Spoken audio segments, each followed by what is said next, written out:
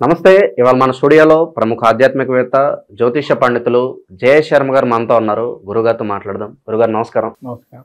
March నెల 2025 మిథున రాశి వారి పరిస్థితి ఎలా ఉండబోతుంది గురుగారు? ఎలాంటి రెమెడీస్ చేసుకుంటే మంచి ఫలితాలు రావడానికి అవకాశం ఉంటుందంటారు? శ్రీ గురుభ్యో నమః. శ్రీ మహాగణాధిపతయ నమః. శ్రీ మహాసరస్వతి నమః.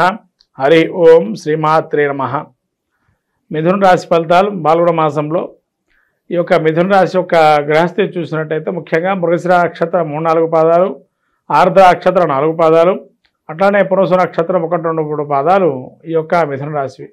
ఈ మిథున రాశి గ్రహస్థితి చూసినట్టయితే జన్మస్థలంలో కుజుడు వక్రై ఉండడం, తర్వాత 12లో గురువు, చతుర్థమందు కేతువు, అట్లాగే 9 శని, తదుపరి దశమంలో రవి సంచారము, తర్వాత ఈ యొక్క బుధుడు దశమస్థాన సంచారము, శుక్రుడు దశమస్థాన సంచారం, రాహు కూడా దశమస్థాన సంచారం.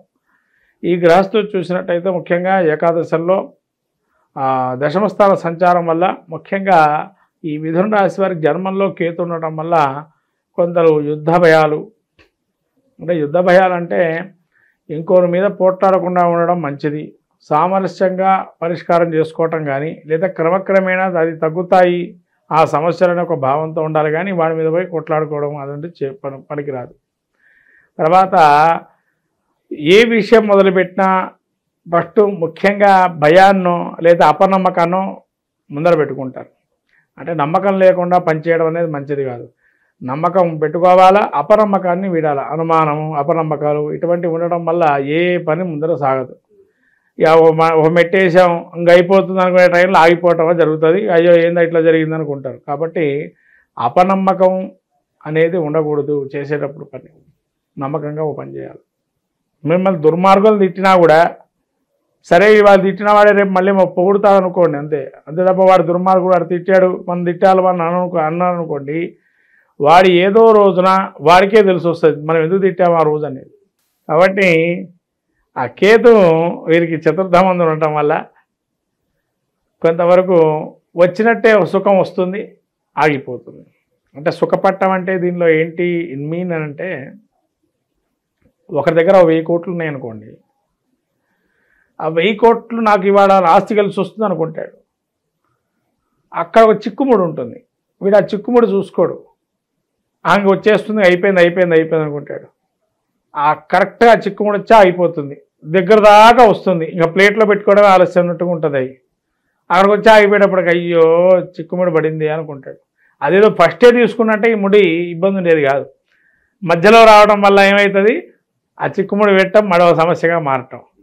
కాబట్టి క్రమక్రమేణా చిక్కుముడి నుంచి కూడా బయటపడే అవకాశం ఉంటుంది. విద్యార్థులు, నిరుద్యోగులు, వ్యాపారస్తులు ఈ మాసం మరి వీళ్ళ పరిస్థితి ఎలా ఉండబోతుంది గురుగారు? ముఖ్యంగా విద్యార్థులకి యోగం అవయోగాలు రెండూ ఉన్నాయి. ఎందుకంటే కేతు 4లో విద్యా స్థితి అంటాము, చతుర్థ సహజంగా. కాబట్టి అక్కడ కేతు ఉండటం వల్ల వీరికి పెద్దగా విద్యలో అనుకున్నంత బొటాబొటిన మార్కులు వస్తాయి, అన్ని మార్కులు రావు అనుకున్నంత సమయం. బోర్డర్ పాస్ అంటారా? అంతే, బార్డర్ పాస్. తర్వాత ఇంకా మీరు అడిగినటువంటి విషయం చూస్తే తల్లికి అనారోగ్యం వచ్చే అవకాశం ఉంటుంది, అది చూసుకోవాల్సింది. తర్వాత ఆరోగ్యరీత్యా కూడా కొన్ని ఇబ్బందులు ఉంటాయి. నిరుద్యోగుల పరిస్థితి ఎలా ఉండబోతుంది గురుగారు? ఉద్యోగం వచ్చే అవకాశాలు అన్నీ కనిపిస్తున్నాయి. నిరుద్యోగులకి ఇప్పట్లో ఉద్యోగం రావడం కష్టమే, అంత ఈజీ సమస్య కాదు వీళ్ళకి. ఎందుకంటే మిథున రాశికి పెద్దగా యోగం అయితే లేదు, నిరుద్యోగం అనేది ఇంకా అట్లే వెంటాడుతూ ఉంటుంది. కాబట్టి వీళ్ళకు ఉన్న ఉద్యోగాన్ని వీడకుండా ఉండడం మంచిది. ఒకవేళ ఉంటే ఇక నిరుద్యోగులు పూర్తిగా ఏ ఉద్యోగంలో ఇప్పటిదాకా పనిచేసే వాళ్ళు ఉంటే కనుక ఏ పని చేయాల్సి వస్తే ఆ పని చేయడం మంచిది, అంతే. అంతకన్నా వేరే ఏదో పెద్ద జాబ్ వచ్చేస్తుంది ఇక మాకు మొత్తం కష్టాలు పోతాయని అయితే లేదు. రెండోది ఏంటంటే మిథున రాశికి దశమంలో శుక్రుడు వక్రై ఉన్నాడు. కొత్త దుష్ట సావాసాలు ఎక్కువగా ఉంటాయి. దుష్ట సావాసాలు అంటే ఏంటి ఇక్కడ అంటే, చిన్నపిల్లలకైతే చెడు స్నేహాలు ఎక్కువ పడతారు. కొద్దిగా పెద్దవాళ్ళు అనుకోండి ఏదో దాని మీద ఒక ధ్యాస మళ్ళుతూ ఉంటుంది. ఆ ధ్యాస వీళ్ళకి వెళ్ళేటప్పటికి అసలు విషయం పోయి కొసల విషయానికి పడతారు. అంటే ఇది ఎట్లా ఉంటుందంటే అక్కడ దాకా వెళ్ళాము ఇంకా చేయలేక ఉన్నాము అనే పరిస్థితి. అంటే అది ఒక సంబంధం అనేది కూడా అట్లా ఏర్పడే అవకాశం ఉంటుంది. అది వీళ్ళకి అప్పటిదాకా తెలియదు. ఎందుకంటే మిథున రాశి శుక్రుడు వక్రై ఉన్నాడు 10వ స్థానంలో. వక్రై ఉన్న శుక్రుడు ఖచ్చితంగా ఫలితాలు ఇస్తాడు. తర్వాత బుధుడు కూడా వక్రై ఉన్నాడు ఇక్కడ. మళ్ళీ శుక్రబుధులు నీచభంగ రాజయోగం అంటే ఇద్దరు వక్రై ఉన్నాడు, శుభ ఫలితాలు ఇవ్వాలి.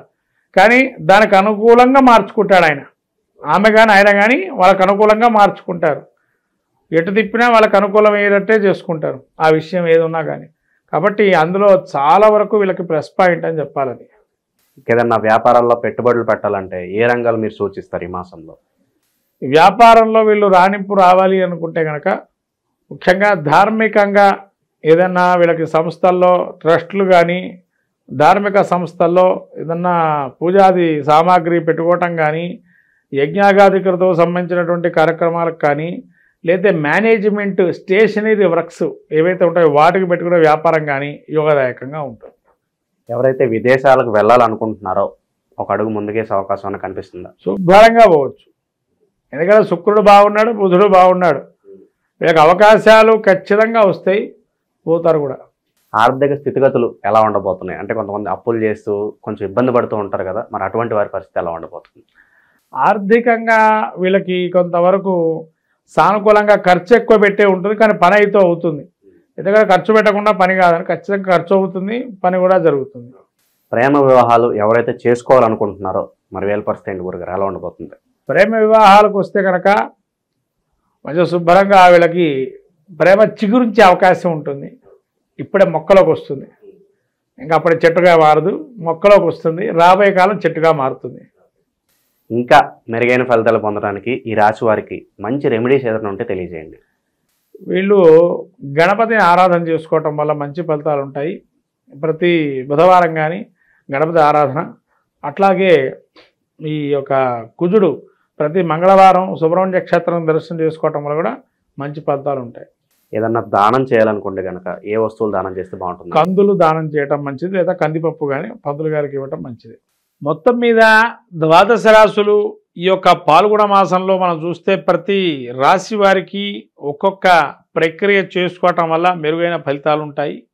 కాబట్టి ద్వాదశ రాశుల వాళ్ళు మనకు రాబోయే మాసంలో మనకు చెప్పాలంటే లక్ష్మీ జయంతి అంటారు, దాన్నే హోలికా ఉత్సవం అంటారు. మనకు శివపురాణంలో చాలా అద్భుతంగా ఉన్న ఘట్టం రతి మన్మధులు ఏదైతే ఘట్టం ఉంటుందో ఆ ఘట్టాన్ని ఎవరైతే పారాయణ చేస్తారో సకలమైనటువంటి నరదృష్టి దోషాలు పోతాయని మనకు శివపురాణం చెప్పబడుతుంది.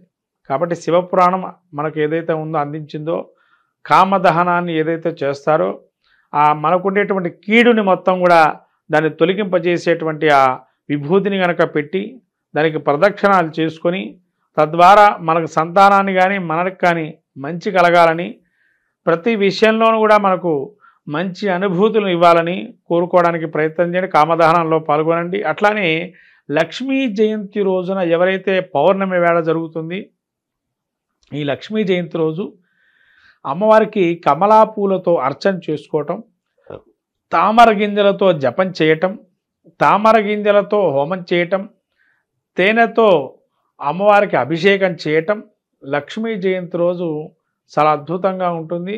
ఈ యొక్క ప్రక్రియలు చేయండి. ఇంకా పాల్గొన మాసంలో నరసింహ క్షేత్రాలు దర్శనం చేసుకోవటం వల్ల స్వామివారి తిరునక్షత్రంగా చెప్పబడింది. కాబట్టి ఈ నరసింహస్వామికి ప్రత్యేకంగా ఈ పాల్గొన మాసంలో అద్భుతంగా బ్రహ్మోత్సవాలు అనేక రకాలుగా జరుగుతుంటే ప్రతి ప్రసిద్ధ క్షేత్రాల్లో ఆ క్షేత్ర దర్శనం చేసుకొని సాక్షాత్తు లక్ష్మీనారాయణ స్వరూపమైన నృసింహస్వామి యొక్క అనుగ్రహాన్ని పొంది సకల విజయాలు సాధించడానికి ప్రయత్నం చేయండి ద్వాదశ రాశుల వారు. శ్రీమాత్రే నమః.